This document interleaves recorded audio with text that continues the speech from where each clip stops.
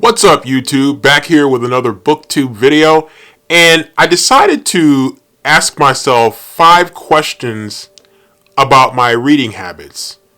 And, of course, since I'm going to ask the questions, I'm going to answer them as well. Hopefully it'll give you some interesting insight about me as a reader and why I am the way I am, for better or worse.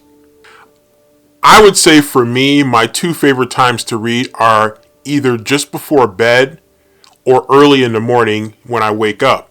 Now, some of that depends. Now, early in the morning when I wake up, if it's a work day, then probably that's not going to be one of my best times. But definitely on the weekends or right now when we're all dealing with the COVID-19 pandemic, then there's more time to devote to early morning reading.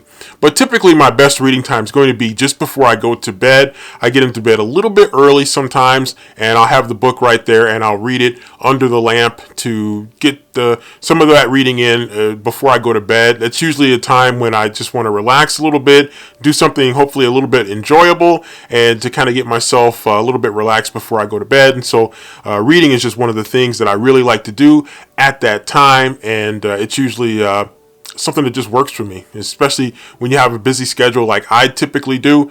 Then it really makes for just a great time to be able to sit down in a relaxed environment and to be able to read a few chapters or more in one sitting, or in that case, one laying. Now, sometimes during the day, especially on the weekends, I'll usually do some midday reading in the middle of the day. Sometimes it's after I wake up from a nap, because I do like to take a nap when I can on the weekends just to get some mental relaxation. This last Saturday, I took a pretty long nap there. It was a long week. Even working at home with the COVID-19 pandemic, it was still a long week, and I needed the time to rest. And, sometimes it just catches up to you, and you get that Saturday where you don't really have anything scheduled to do, and all of a sudden you find yourself taking a long nap in the middle of the day. Not the worst thing in the world. Question number 2, where are your favorite reading spots? So one of them I just kind of gave away in the first question, and that's in bed.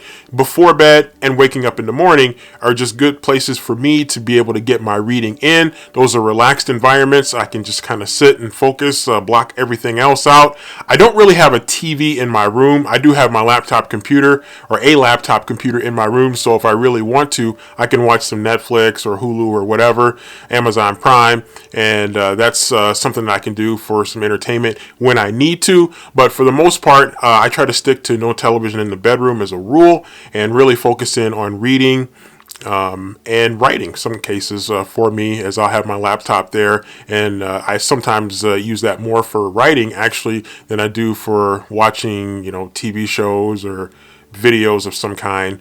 Though do I still like to do that. Sometimes I'll have it playing in the background because it's just helpful for me as far as reading. But I would say in bed is probably a great spot for me to read. Also on the couch. Not really one that's going to read in any kind of an uncomfortable chair or space like that. I'm not really good at reading on the airplane. That's something that I've always thought would be something that would work for me, but it really doesn't. So again, not really good for that. When I'm in hotels on the road, that sometimes is a good place to be able to sit down and read a book if you have some downtime. Next question, if you read a book that you like from an author, are you more likely to come back and read another book from that author? The answer to that in short is yes. If I do find an author and I really like the author's writing style or I like the kind of stories that the author writes, then I'm more likely to give that author another chance. A recent example of that is Riley Sager. I read Final Girls, which is a book that a lot of people were talking about. And then I came back and I read The Last Time I Lied, which is a book that actually I can't speak for everybody, but I actually like that more than Final Girls. I really enjoyed The Last Time I Lied. Some people had some criticisms of it, but I really enjoyed it. And it really kind of made me more excited to read the next book by Riley Sager that I have in my possession, and that's Lock Every Door. So I'm looking forward to reading that one. That's probably 1 or 2 books down the line on my TBR for me, and so I'm looking forward to that one in the month of April. But yes, in general, if I read something from an author and I really like their writing style, I like the way they make characters or develop characters over the course of their book, or just the types of stories that they write, and I strike gold once, I'll come back into the mine and see if there's more gold where I found the original pieces of gold. Next up, what is one popular book or series that you have not read that pretty much everybody else has read? Well, the short and easy answer to that one is the Harry Potter series. I've never read the Harry Potter series, but I actually do have two Harry Potter books, the first one and the last one. And so I've been thinking about really jumping into that series. I didn't really necessarily think it was my type of story to read, but I thought the same thing about Hunger Games, and I ended up reading the original Hunger Games book, mainly because I had the movie on my DVR, and I really wanted to read the book before I watched the movie, and I was glad that I did. And then once I read the first Hunger Games book, then the next two were just automatic for me to read those. And so, I mean, it's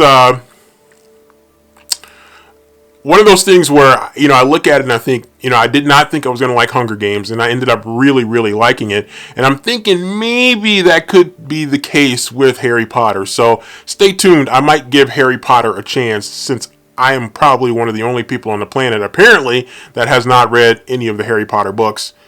And I haven't seen any of the Harry Potter movies either. But I might change that pretty soon. Next up, what is the first non-children's book that you remember reading? So I was thinking about this, and I'm pretty sure the first non-children's book that I remember reading fully, front to back and everything in the middle, was The Outsiders by S.E. Hinton. And I read that probably at some point in the mid-'80s. It hadn't been out more than probably a few years. Not sure exactly when the book was published. I think the movie was, I want to say 1983, something like that. But I remember reading that book when I was, I think I was in middle school when I read that book. So, and I really enjoyed it. And of course, the movie is great as well.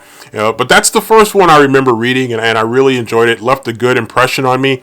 I thought about reading, I know S.E. Hinton has at least one other book, but I never actually read that, but I did have a good impression of The Outsiders, and obviously it was very well received because it became a really good movie with some tremendous actors in that film. So that's one of the first ones. That is the first one that I can remember reading.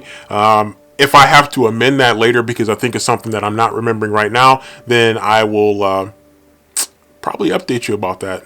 I'll give it one last thought. No, I think that is the first one that I remember reading that wasn't like your children's book that kids read at a very young age.